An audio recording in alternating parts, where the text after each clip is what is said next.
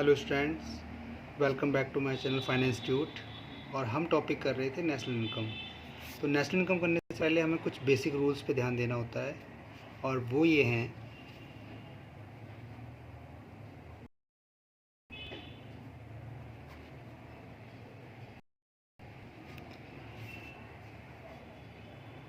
हम कोई भी फॉर्मेट यूज़ करें, चाहे वो इनकम मेथड हो, एक्सपेंडिचर मेथड हो, प्रोडक्शन मेथड हो, उससे एक कंट्री की इंटरनल इनकम ही आती है, जिसे डोमेस्टिक इनकम कहते हैं।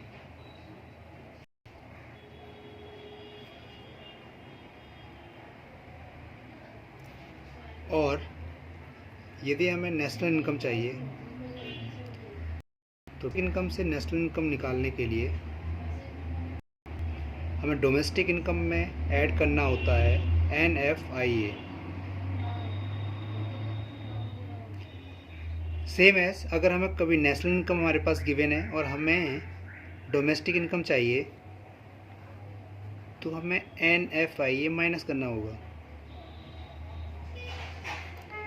दूसरा, जो हमारी इनकम होती है वो ग्रॉस में आ सकती है और हमें नेट, तो ग्रॉस को नेट में कन्वर्ट करने के लिए डेप्रिसिएशन को माइनस किया जाता है। इसी तरीके से नेट को अगर हमें ग्रॉस में कन्वर्ट करना है तो डेप्रिसिएशन को प्लस किया जाएगा। तीसरा पॉइंट, इनकम जो हमारी होती है वो मार्केट प्राइस पे भी आ सकती है और फैक्टर कॉस्ट पे भी आ सकती है।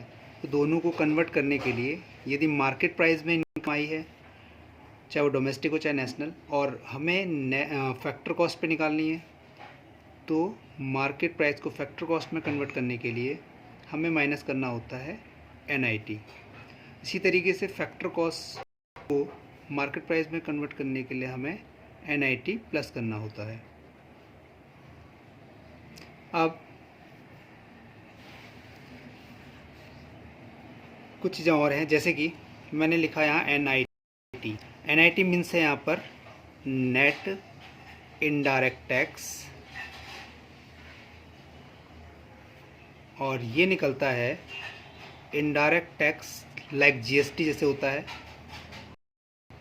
उसमें से सब्सिडी को माइनस करके।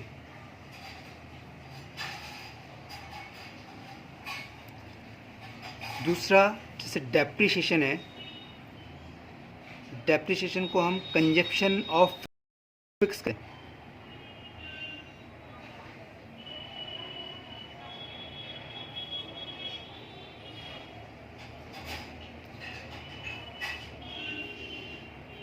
NFIA, ये पॉइंट। तो NFIA का मीन्स है यहाँ पर net factor income from abroad, यानी कि जो हम एक्सटर्नल बाहर की कंट्री से जो कमाते हैं उसको हम कहते हैं net factor income from abroad. और इसको जब हम अपनी डोमेस्टिक इनकम में ऐड करते हैं, घरेलू आय में, तो ये तब जाके नेशनल इनकम बनता है। क्योंकि डोमेस्टिक इनकम मतलब इंटरनल इनकम, और बाहर से जो हमें इनकम मिली उसको हमने अपनी इंटरनल इनकम डोमेस्टिक इनकम में ऐड किया, तो हमें मिल जाता है नेशनल इनकम। ठीक है, तो ये डायरेक्टली गिवन है तो बढ़िया है, नहीं तो इससे निकालने का तरीका होता है फैक्टर इनकम फ्रॉम अब्रॉड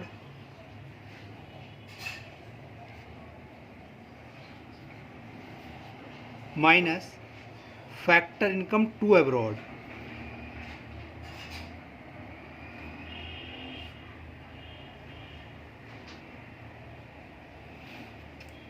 ठीक है,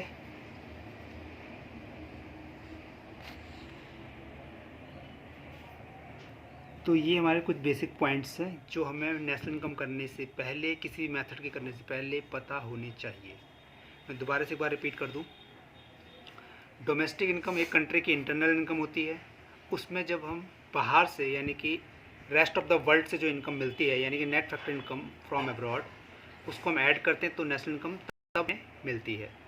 सेम एज इसमें से अगर हम माइनस कर दें net factor income from abroad को, तो हमें डोमेस्टिक इनकम मिल जाएगी। इनकम आपकी ग्रॉस भी हो सकती है और नेट भी हो सकती है। नेट का मतलब होता है ऑलरेडी सब चीज़ माइनस होके जो मिलती है, तो इसीलिए ग्रॉस में से अगर आप डेप्रिसिएशन माइनस करते हो, कंजप्शन ऑफ फिक्स कैपिटल, तो नेट मिल जाता है, और नेट में जब उसे ऐड करते हो तो ग्रॉस इनकम मिल जाती है। तीसरा, इनकम हमारी मार्केट प्राइस पे भी हो सकती है और फैक्टर कॉस्ट पे भी। मैं थोड़ा सा इसे क्लियर करना चाहता हूँ। मार्केट प्राइस का मीन्स होता है जिसमें ऑलरेडी टैक्स इंक्लूड है। जैसे हम बाहर से कोई भी सामान परचेज़ करते हैं तो हमें साथ में टैक्स देना पड़ता है, तो वो इनकम जो होती है दुकानदार के लिए या भी किसी भी सेल करने वाले के लिए, वो होती है मार्केट प्राइस पे।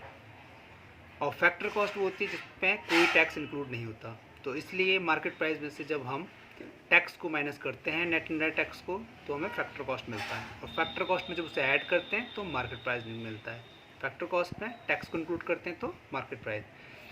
तो ये बेसिक रूल आपके पहले क्लियर होने चाहिए अच्छे से, तो आप नेशनल इनकम ईजिली समझ जाएंगे और कर पाएंगे। तो मेरे साथ कनेक्ट रहिए, मेरे चैनल को सब्सक्राइब करिए, ताकि मैं आपको इनकम मेथड, एक्सपेंडिचर मेथड से नेशनल इनकम निकालना सिखा सकूँ ईजिली। ओके, धन्यवाद।